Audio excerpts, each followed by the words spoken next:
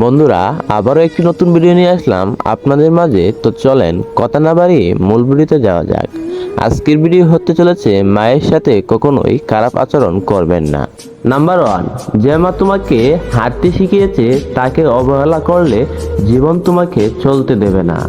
Number 2, মায়ের অসম্মান দুনিয়া ও আখিরাতের ধ্বংস ডেকে আনে। নাম্বার 3, যে মা চোখের পানি ফেলেন তার সন্তানের জীবন থেকে সুখ হারিয়ে যায়। নাম্বার 4, মায়ের দোয়া জান্নাতের দরজা খুলে দেয়, আর মায়ের অবহেলায় সেই দরজা বন্ধ করে দেয়। নাম্বার 5, মায়ের প্রতি অবজ্ঞা করলে একদিন জীবন তোমাকে অবজ্ঞা করবে।